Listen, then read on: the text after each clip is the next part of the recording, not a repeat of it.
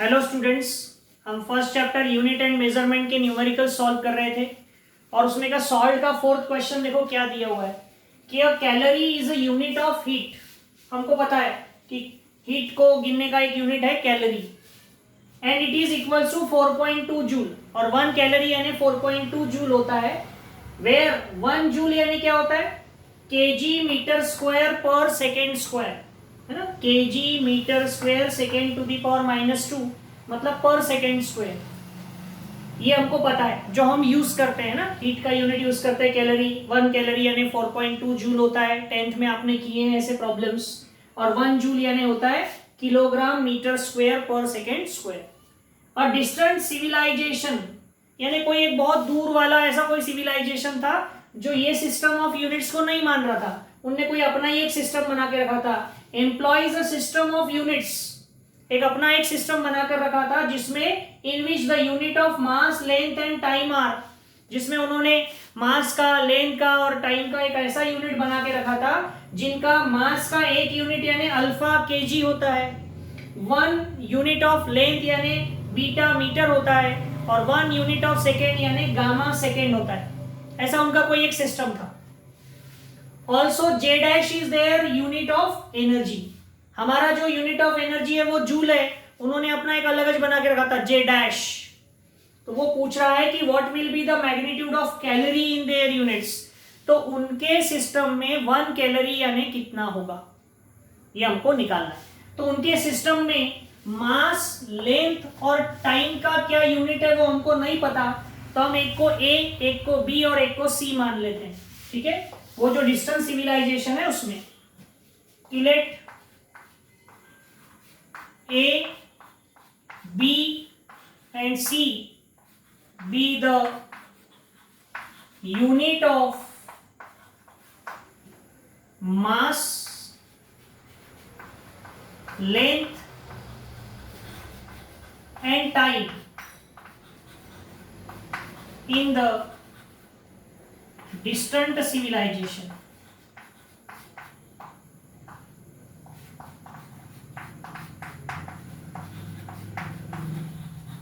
Distance civilization में A B C जो है वो यूनिट है किसका? लेंथ का, सॉरी मास का, लेंथ का और टाइम का। अब देखो हमको ये दिया हुआ है कि 1 unit of mass is equals to alpha K G. तो 1 ए equals to alpha K ji. 1 unit of length यानी 1 B equals to beta metre and 1 unit of time is equals to gamma second. ये वो distance civilization में उन्होंने जो system लिया था वो है। हमारा जो सिस्टम है वो क्या बोलता है कि 1 कैलोरी मतलब 4.2 जूल और 4.2 जूल, जूल यानी क्या? Kilogram metre square second to the power -2। Joule को हटाकर हम ये लिख सकते हैं। अब देखो केजी यानी क्या, तो मैं ये अल्फा को इधर डिवाइड में ले आऊं तो ए अपॉन अल्फा यानी केजी। तो मैं ऐसा लिख लेता हूं 4.2 केजी यानी ए अपॉन अल्फा। मीटर यानी क्या? B upon beta, B upon beta उसका स्क्वायर। और सेकेंड यानी क्या? C upon gamma. पहले कोई डिवाइड में जाएंगे सब, सी अपॉन गामा। तो इसको सिंप्लीफाई करते हैं पूरा, तो ये क्या होगा देखो 4.2 ए अपॉन अल्फा, इसमें कुछ नहीं होगा, ये B square upon beta square और C to the power -2 upon gamma to the power -2।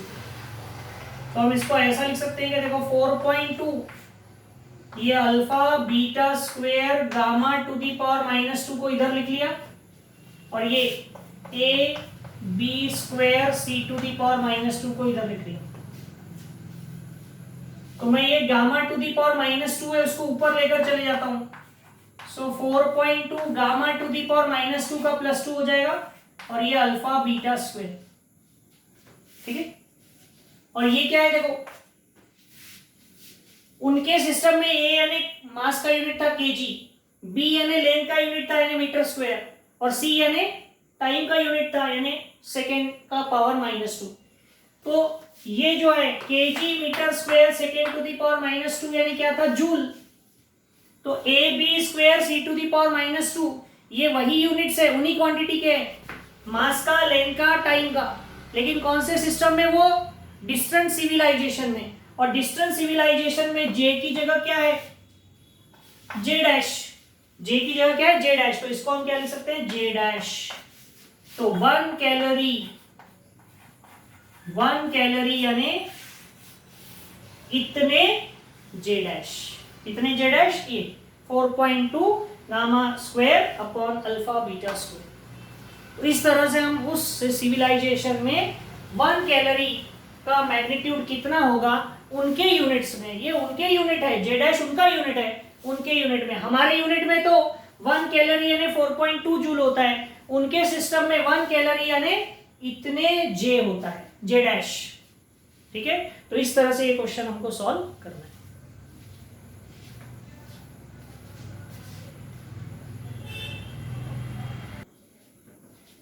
अब देखो ये एक्सरसाइज का थर्ड क्वेश्चन क्या दिया है, जो पहले डायमेंशनल एनालिसिस पर बेस्ड क्वेश्चन से पहले हम उसका डिस्कशन कर रहे हैं।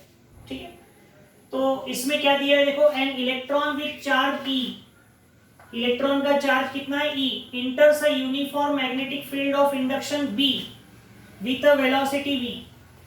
यानी कोई एक चार्ज है, जो ई उसका चार्ज है, वो एक मैग्नेटिक फील्ड जिसका इंडक्शन बी है उसमें इंटर कर रहा है वो चार्ज, कितनी वेलोसिटी के साथ, v वेलोसिटी के साथ। The velocity is perpendicular to the magnetic field, और मैग्नेटिक फील्ड के परपेंडिकुलर डायरेक्शन में है उसकी वेलोसिटी। तो उस पर एक्ट होने वाला जो फोर्स है उस चार्ज पर, वो कितना होता है, BeV। B magnetic induction, E charge of electron, and V यानी वेलोसिटी। ठीक है, तो हमें ऑब्टेन करना है डायमेंशंस ऑफ B। तो हमको B के डायमेंशंस निकालना है। तो कैसे निकालेंगे देखो, सो वी हैव, हमको फॉर्मूला दिया है फोर्स का, BeV। ठीक है, तो हम इसको ऐसा भी लिख सकते हैं सिर्फ F, मैग्नीट्यूड ऑफ फोर्स है ना F। तो F क्या है, B into E into V। तो देयरफॉर B इक्वल्स टू क्या हो जाएगा, F upon E into V, F upon E into V. तो B का हमको डायमेंशन निकालना है, तो पहले हम क्या करेंगे, हम इन सब के डायमेंशन निकालेंगे, फोर्स का निकालेंगे, E का निकालेंगे, V का निकालेंगे, और उनका मल्टीप्लिकेशन डिवीजन जो है वो करेंगे, तो हमको B के डायमेंशंस मिलेंगे। सो डायमेंशंस ऑफ फोर्स, तो फोर्स यानी क्या होता है, मास इंटू एक्सलरेशन। क्या होता है, मास इंटू एक्सलरेशन। तो यूनिट क्या होगा फोर्स का, आप बोलेंगे न्यूटन, तो न्यूटन मत लिखो, क्योंकि हमको लेंथ, मास, टाइम इसके टर्म्स में निकालना पड़ता है, टेम्परेचर के टर्म्स में। तो मास का यूनिट केजी, और एक्सलरेशन का यूनिट क्या होता है, मीटर पर सेकेंड स्क्वायर। ठीक है, तो डायमेंशन क्या हो जाएंगे इसके, डायमेंशन ऑफ F, F के dimensions L M T, length, mass, time. तो ये है मास 1, लेंथ 1, और टाइम क्या है -2, ऊपर जाएगा ना सेकेंड टू द पावर -2। तो ये F के डायमेंशन मिल गए। अब E के निकालना है, E यानी चार्ज। तो हम लोगों ने ये फॉर्मूला पढ़ा है कि देखो, करंट यानी होता है चार्ज अपॉन टाइम। करंट यानी क्या होता है, चार्ज अपॉन टाइम। तो चार्ज यानी क्या होगा, चार्ज यानी होगा करंट इंटू टाइम। चार्ज यानी क्या होगा, करंट इंटू टाइम। तो चार्ज यानी E, करंट यानी I, टाइम यानी T। तो इसके डायमेंशन, तो dimension of E L M T, और करंट के लिए आप आई लिख सकते हो या ए भी लिख सकते हैं। करंट को आई और ए दोनों से रिप्रेजेंट करते हैं। तो यहां पर लेंथ 0, मास 0, टाइम है 1 और करंट है 1। लेंथ और मास है ही नहीं इसमें, ठीक है। ये मिल गया चार्ज के डायमेंशंस। अब कौन बच गया है? और v, velocity. So unit of velocity direct लिख सकते हैं, यूनिट ऑफ v, मीटर पर सेकेंड। क्या होता है? मीटर पर सेकेंड। तो इसके डायमेंशंस, डायमेंशन ऑफ v क्या होंगे? L M T, length 1, mass 0, time -1। ये सबको पुट करो इक्वेशन 1 में। So equation 1 implies dimension of B, B के डायमेंशन यानी एफ के डायमेंशन। एफ के डायमेंशन क्या है? L1 M1 T-2। देखो न्यूमरेटर में क्या था? F, तो मैंने F की जगह F के डायमेंशन लिख दिए। अपॉन में E, तो E के डायमेंशंस क्या है? तो ये L0 M0 नहीं लिखा तो भी चलेगा, T1 I1।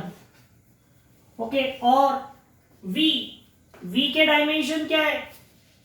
L1 M0 T-1। अब इसको पूरों को सिंप्लीफाई करो। देखो ये L1 और L1 कैंसिल हो जाएगा, ओके, और ये आएगा M1, नीचे है ही नहीं M, यहाँ T के पावर में है -2। ये ऊपर जाएगा तो क्या होगा? -1। ये ऊपर जाएगा तो क्या होगा? +1। देखो +1 ऊपर जाएगा, -1, -1 ऊपर जाएगा, +1, और I ऊपर जाएगा तो I के पावर में क्या आएगा? -1। तो आपका डायमेंशन हो जाएगा, L है ही नहीं 0, M है 1, T है, ये -1 +1 कैंसिल, -2, और I के पावर में कितना है? -1। तो वहां शायद आंसर गड़बड़ दिया है, मेक अ करेक्शन। वो होना L0 M1 T-2 I-1। तो इस तरह से आप इसके डायमेंशन निकाल सकते हैं। ये जो B है यानी मैग्नेटिक इंडक्शन, उसके डायमेंशन हम इस तरह से कैलकुलेट कर सकते हैं, ओके, क्योंकि हमको वहां फॉर्मूला भी दिया है। हो सकता है कभी कभी एक आध बार एग्जाम में फॉर्मूला ना दिया रहे, क्योंकि आगे की क्लास में हम लोग इस फिजिक्स में हम लोग 11th में पढ़ेंगे कि फोर्स का फॉर्मूला क्या होता है, B × E × V। ओके, तो इस तरह से क्वेश्चन नंबर 3 हम सॉल्व करेंगे।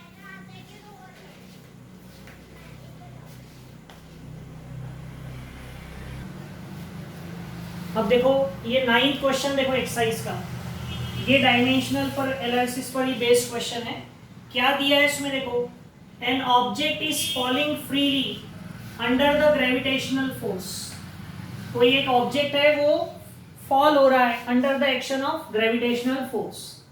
Its velocity after travelling a distance h is v, यानी जब उसने h डिस्टेंस ट्रेवल कर लिया है तब उसकी वेलोसिटी v है बोल रहा है।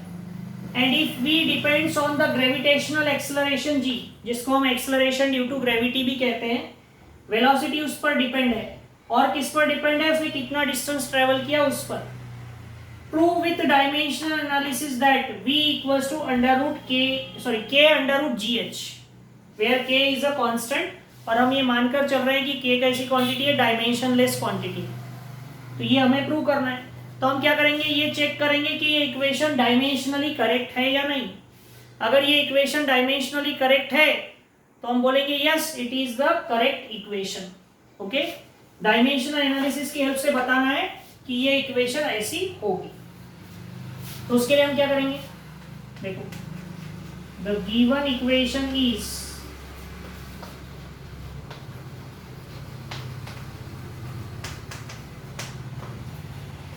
v equals to k under root gh, where k is constant. K is constant and it is dimensions, ऐसी क्वांटिटी है ये डायमेंशंस। ठीक है, तो हम यहाँ डायमेंशन निकालेंगे, डायमेंशन ऑफ v, v का डायमेंशन लेते हैं। तो डायमेंशन ऑफ v क्या होगा, हमको पता है v यानी मीटर पर सेकेंड, यानी लेंथ 1, मास होता ही नहीं 0, और टाइम कितना होगा -2 मीटर पर सेकेंड। मीटर लेंथ का यूनिट है, सेकेंड टाइम का यूनिट है।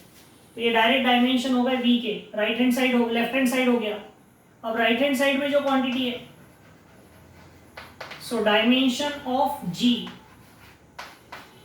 g का डायमेंशन, तो g का डायमेंशन, g यानी क्या है, एक्सेलरेशन ड्यू टू ग्रेविटी, और एक्सेलरेशन यानी मीटर पर सेकेंड स्क्वायर। सो मीटर यानी लेंथ के पावर में 1, मास होता ही नहीं, और मीटर पर सेकेंड स्क्वायर यानी टाइम के पावर में आएगा -2, क्योंकि पर सेकेंड स्क्वायर है। और फिर डायमेंशन ऑफ h,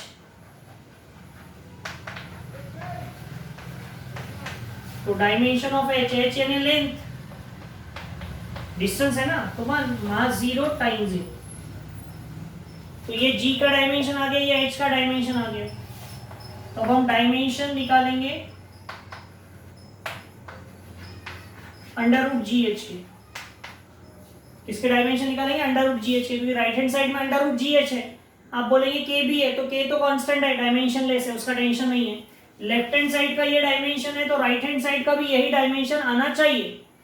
तो √g के डायमेंशन क्या थे, L1 m0 t-2, और h का डायमेंशन क्या है, इनटू में L1 m0 t0।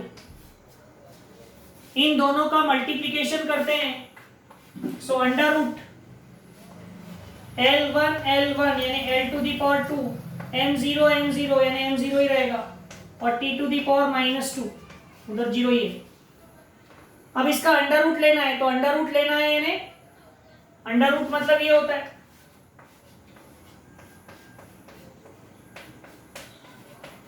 पावर में 1/2।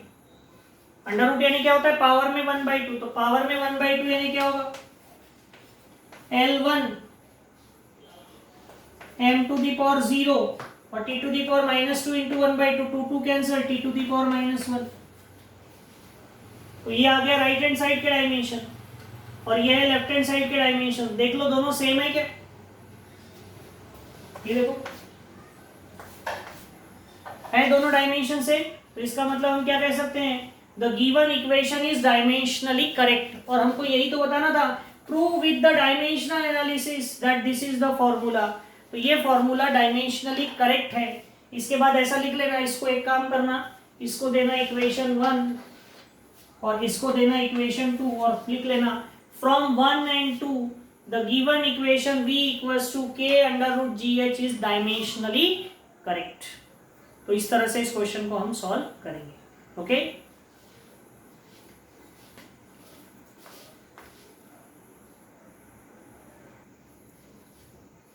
अब देखो ये जो क्वेश्चन है, क्वेश्चन नंबर 10, इसमें क्या दिया है, v = at + b/t + c + v0 is a dimensionally valid equation. ये डायमेंशनली वैलिड इक्वेशन है बोल रहा है, ठीक है। और obtain the dimensional formula for a, b and c where v is the velocity। हमको v velocity पता है, t टाइम पता है, और v0 इनिशियल वेलोसिटी पता है। और हमको ये a b c क्या है, a यानी एक्सेलरेशन नहीं है, पता नहीं क्या है, b क्या है वो नहीं पता है, c क्या है वो नहीं पता है, बस हमको तीनों के डायमेंशंस निकालना है, ठीक है। तो कैसे निकालेंगे, देखो, गिवन दैट v का फॉर्मूला है at + b/t + c + v0। ऐसी एक इक्वेशन दी हुई है, ठीक है, और ये डायमेंशनली करेक्ट इक्वेशन है, is a dimensionally correct equation. ये डायमेंशनली करेक्ट इक्वेशन है, ऐसा दे रहे हो, ठीक है। सो डायमेंशन ऑफ V, V का डायमेंशन क्या होगा? L M T, length 1 time -1, क्योंकि मीटर पर सेकेंड और मास 0। तो जो V का डायमेंशन है वही V0 का भी होगा, क्योंकि V0 भी क्या है? इनिशियल वेलोसिटी, और ये सबका प्लस है। तो एक बात ध्यान रखना, कभी भी एडिशन उन्हीं की होती है जिनके डायमेंशन सेम होते हैं। तो इसका जो डायमेंशन है वही इसका डायमेंशन है, और जो इसका डायमेंशन है वो AT का भी डायमेंशन होगा। सो डायमेंशन ऑफ AT भी यही होगा। So dimension of AT, dimension of AT is equals to क्या होगा? L1 M0 T-1। क्यों होगा? ये क्वेश्चन अराइज हो सकता है। तो उसका कारण देखो, V इक्वल्स टू लिखा हुआ है ना AT प्लस, तो AT का डायमेंशन V के बराबर ही होगा। ये B upon T plus C का डायमेंशन भी V के बराबर होगा, V0 का डायमेंशन भी V के बराबर होगा, तभी तो हम इसको इक्वल लिख सकते हैं। और V0 का जो डायमेंशन है उसके प्लस में ये है, इसका मतलब इसका डायमेंशन भी इसके बराबर होगा, AT का डायमेंशन भी V0 के बराबर होगा।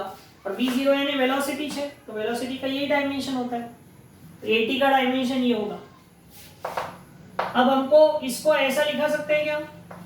डायमेंशन ऑफ AT यानी क्या? Dimension of A into dimension of T, dimension of T equals to, इधर का तो मिला हुआ है L1 M0 T-1। तो आपको डायमेंशन ऑफ A तो निकालना है, वो पता नहीं है, we have to find this। और डायमेंशन ऑफ T, T यानी टाइम, टाइम का डायमेंशन L0 M0 T1, और इधर L1 M0 T-1। तो आपको A का डायमेंशन निकालना है, तो इसको उधर डिवाइड में भेज दो। सो डायमेंशन ऑफ A क्या होगा? L1 M0 T-1, उसके डिवाइड में आ जाएगा L0 M0 T1, ठीक है। तो इससे इसको डिवाइड करो तो क्या आएगा? L1 M0 0 ही रहेगा, T M0 और T टू दी पावर -1, और ये ऊपर जाएगा -1, तो T टू दी पावर क्या हो जाएगा? -2। तो ये किसके डायमेंशंस हो गए? A के डायमेंशंस। अब किसके डायमेंशन निकालना है? B के। तो B का डायमेंशन कैसे निकालोगे? तो देखो, डायमेंशन ऑफ B निकालना है, पहले C का निकालते। देखो, dimension of T plus C, dimension of T क्या है? T का डायमेंशन होता है L0 M0 T1,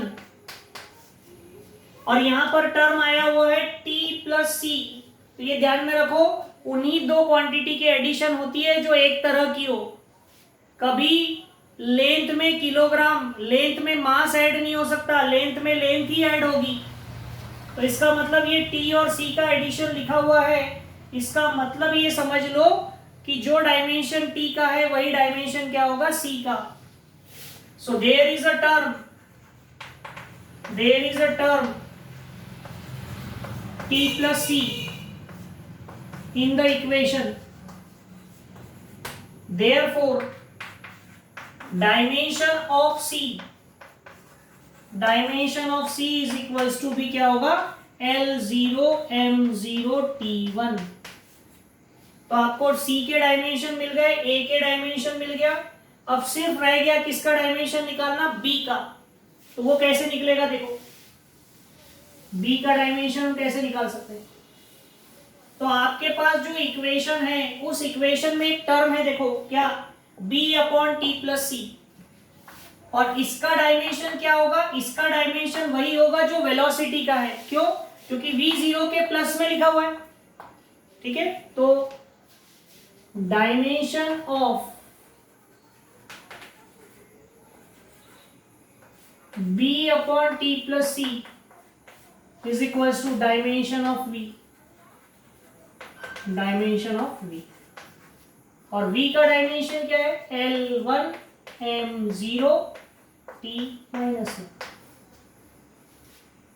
और इधर क्या होगा, dimension of b upon T plus C, यानी क्या, dimension of b upon dimension of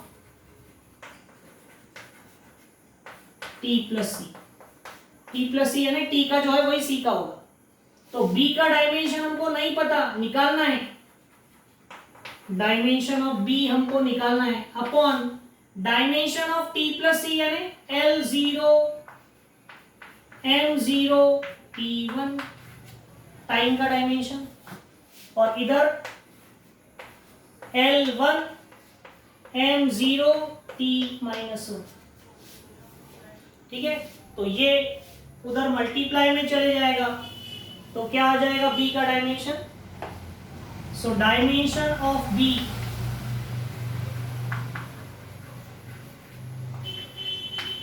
ये इधर मल्टीप्लाई में आ जाएगा। सो L1 m0 t माइनस 1 उसके मल्टीप्लाई में आएगा L0 m0 t के पावर में 1। ये होगा L1 m0 और t के पावर में 0 आ जाएगा माइनस 1 प्लस 1। तो ये किसके डायमेंशन हो गए, b के। तो इस तरह से हम a, b और c तीनों के डायमेंशन फाइंड आउट कर सकते हैं। ठीक है, तो ये इस चैप्टर की एक्सरसाइज और सॉल्व में जो दिए हुए क्वेश्चन थे जो डायमेंशन पर बेस्ड थे वो हमने लिए। अब एरर कैलकुलेशन वगैरह पर जो बेस्ड क्वेश्चंस है we will discuss that in our next class. Okay.